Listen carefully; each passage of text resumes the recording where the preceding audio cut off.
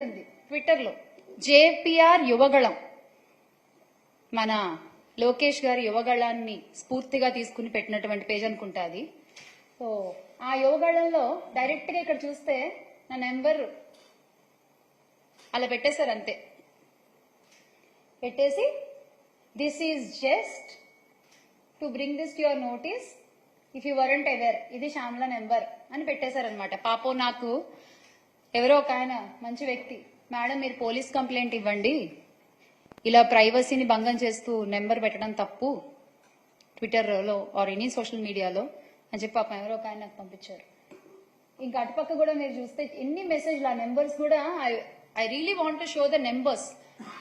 ఆ నెంబర్స్ ఏంటి, ఎస్ మీరు మీ రెడ్ బుక్ లో ఏం రాస్తున్నారో నాకు తెలియదు, కానీ మీరు చేసేవన్నీ, రాష్ట్రంలో జరుగుతున్నవన్నీ ప్రజలు చూస్తున్నారు, దేవుడు చూస్తున్నాడు, దేవుడు రాస్తున్నాడు, ప్రజలు కూడా రాసుకుంటున్నారు.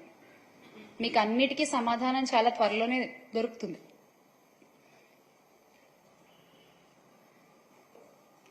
సో ఇది చూడండి, ఇది లేటెస్ట్ అన్నమాట, వెరీ న్యూ అప్డేట్ అనేది.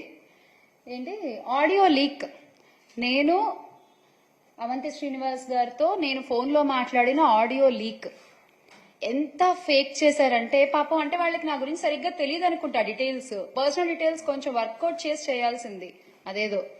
అందులో ఆడియో లీక్ లో ఏమని ఉంటుందంటే, ఆయన అడుగుతారు నన్ను, అవంతి శ్రీనివాస్ గారు, ఏం మా ఇంట్లో అందరూ వెళ్ళిపోయారా, పిల్లోడు కాలేజ్కి వెళ్ళిపోయాడా అని అడుగుతారు. కాలేజ్కి వెళ్ళిపోయారు అని నేను చెప్తాను అనమాట. దాంట్లో మీకు ఆ లింక్ తర్వాత వాళ్ళు ప్రొవైడ్ చేస్తారు. వెళ్ళిపోయారని చెప్తా. నా కొడుకు 2nd క్లాస్ అండి, నా కొడుకు చిన్న పిల్లోడు. ఎలా మీరు ఇలా డీటెయిల్స్ సరిగ్గా కనుక్కోవాలి కదా, ఫేక్ చేసినా సరిగ్గా చేయాలి కదా మీరు. పోనీ ఎవరిని అడిగినా చెప్తారు కదా నా గురించి, 100 మందికి తెలుసు నా గురించి అని మీరేగా చెప్పింది. ఇలాగా మీరు చేసేది. మళ్ళీ ఏమన్నా అంటే మేము మహిళలకు అంత గౌరవం ఇస్తాం, ఇంత గౌరవం ఇస్తాం అని చెప్పుకుంటారు. ఇదేనా మీరు ఇచ్చే గౌరవం?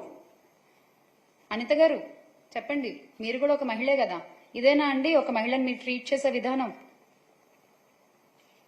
ఇంకొక స్లైడ్ ఉంటుంది చూడండి, అగో వైఎస్ఆర్సీపీ అదేంటది, గ్లోరీ టు ఎన్సీబీఎన్.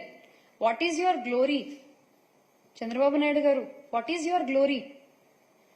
అంటే ఇక్కడ నేను ఎప్పుడో డాన్స్ చేస్తూ చేసిన ఒక రీల్ని పెట్టి యువజన శృంగార రసిక పార్టీ అంట. అసలు అంటే ఇంకా మరి సినిమాల్లోంచి వచ్చిన వాళ్ళు రాజకీయాల్లోకి రాకూడదా ఏంటి? నాకు అర్థం కాదు, చెప్పండి. సినిమాల్లో